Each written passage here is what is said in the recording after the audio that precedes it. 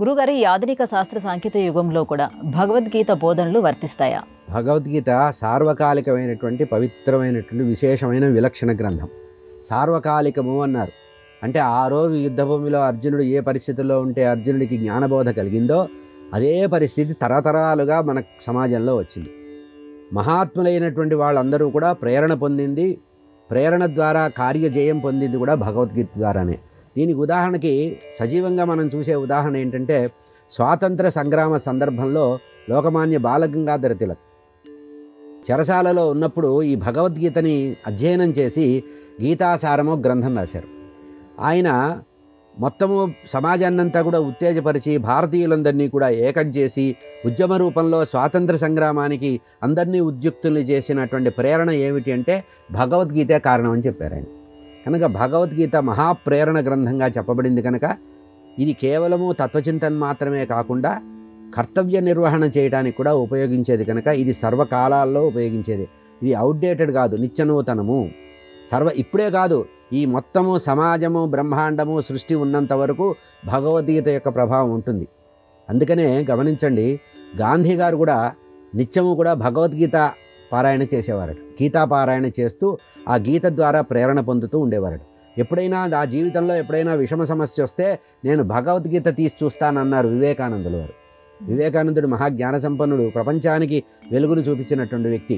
నాకు భగవద్గీత నాకు జీవితంలో వెలుగు చూపించిందన్నారు. కనుక భగవద్గీతను కనుక అధ్యయనం చేస్తే అది ఒక కాలానికి కాదు, ఒక వయసు వాళ్ళకి కాదు, ఒక సమాజానికి కాదు, ప్రపంచంలో అన్ని దేశాల వారికి ఉపయోగించేది. అందుకనే ప్రపంచంలో ఏ ఇతర గ్రంథాలు కూడా భగవద్గీతకున్నన్ని అనువాదాలు పొందల. అందుకనే చెప్పాను, ఇది మత గ్రంథంగా పరిమితంగా చూడకండి. మనుషుల్ని ఉత్తేజపరిచి మనుషుల్ని కర్తవ్యం వైపు, ప్రగతి వైపు, అభ్యుదయం వైపు చూపించేదే భగవద్గీత. అందుకనే ఏ గ్రంథం కూడా ఇన్ని భాషల్లో రాలా.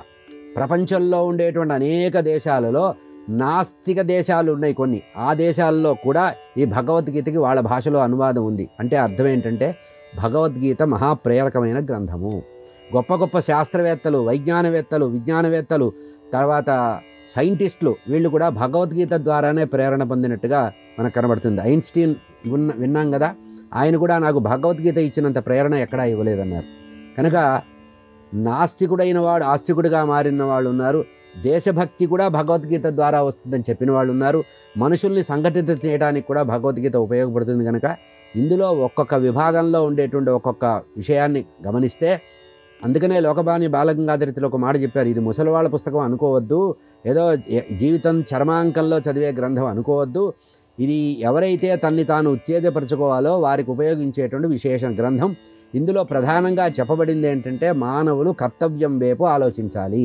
ప్రతివాడు కూడా తాను చేయవలసినటువంటి పనిని సక్రమంగా మనఃపూర్వకంగా మనోవాకాయ కర్మలతో త్రికరణ శుద్ధిగా చెయ్యాలి అని చెప్పే ఏకైక గ్రంథం భగవద్గీత. కనుక ఇది దేశాలకి, కాలాలకి, పరిమితికి, మతానికి లేదా లింగభేదాలకి కలిగింది కాకుండా సర్వజీవులకి, అంటే మానవుడైనటువంటి ప్రతివాడికి, నేను మనిషిని అనుకున్న ప్రతివాడికి కూడా భగవద్గీత పనికి వస్తుంది. ఇందులో ఒక్కొక్క యోగము ఒక్కొక్క మార్గాన్ని చూపిస్తుంది. భక్తిలో ఏదన్నా మనకి తన్మయత్వం కావాలి, భక్తిలో పరిణత కావాలంటే భక్తి యోగంలో ప్రధానంగా చెప్పారు ఏమిటి, చతుర్విధ భజంతే మాం నరా సుకృతినోర్జున అన్నారు. నన్ను అర్చించేవాడు 4 రకాల ఉద్దేశాలతో వస్తారయ్యా. ఆర్తో జిజ్ఞాసురర్థార్థి జ్ఞానీచ భరతర్షభ. నన్ను 4 రకాల వాళ్ళు నన్ను కోరతారయ్యా. ఆర్తి గలవాడు నన్ను కోరతాడు, జిజ్ఞాసు ఏదన్నా తెలుసుకోవాలనే కోరిక ఉన్నవాడు నన్ను కోరతాడు, అర్థార్థి కోరికలు బాగా ఉన్నవాడు నన్ను కోరతాడు, జ్ఞానం కావాలన్నవాడు నన్ను కోరతాడు అని చెప్పి భాగవతంలో ఏదైతే భక్తుల యొక్క కథలు ఉన్నాయో ఆ కథలకు సంబంధించిన బేస్ అంతా కూడా భగవద్గీతలో కనబడుతుంది. అందుకనే భగవద్గీతకి వ్యాఖ్యానం రాసిన వాళ్ళు ఏం చెప్తారంటే భగవద్గీత బాగా అర్థం కావాలంటే భాగవతం చదవాలి, భాగవతం బాగా అర్థం కావాలంటే భగవద్గీత తెలిసి ఉండాలి. అంటే భగవద్గీతలో ఏ యోగాలైతే చెప్పారో ఈ యోగాలకు వివరణే భాగవతం. ఇందులో ఏదైతే మీకు స్పష్టంగా మీకు కనబడదో భాగవతం ద్వారా తెలుస్తుంది. ఉదాహరణకి భగవద్గీతలో చెప్పినటువంటి సాంఖ్యయోగం, భక్తి యోగము, జ్ఞానయోగము, కర్మ సన్యాస యోగాలు ఉన్నాయి. ఇవి కొంచెం గంభీరంగా అనిపిస్తాయి.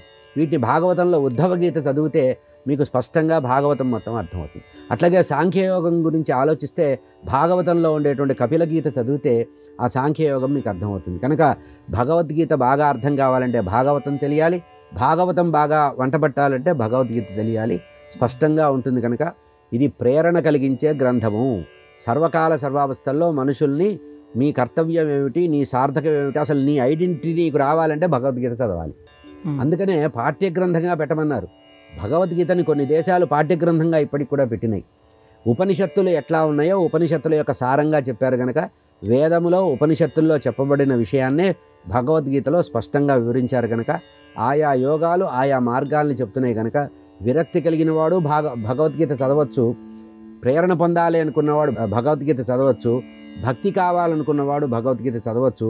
తాను ఏ పని ఎట్లా చెయ్యాలి, నాలో ఉండే లక్షణాలు ఏమిటి, ఏ లక్షణాన్ని పోగొట్టుకోవాలి, ఎట్లా మనం కార్యక్రమం ద్వారా ఫలితాన్ని ఎట్లా ఆశించాలి, ఎట్లా ఆశించకూడదు, ఈ సర్వ విషయాల్ని సమగ్రంగా తెలుసుకోవాలంటే ఏకైక గ్రంథం ప్రపంచంలో ఒక భగవద్గీతే. ఆ భగవద్గీత సాధక గ్రంథం. సాధన చేస్తే భగవద్గీత వల్ల ప్రయోజనం చాలా ఎక్కువగా ఉంటుంది.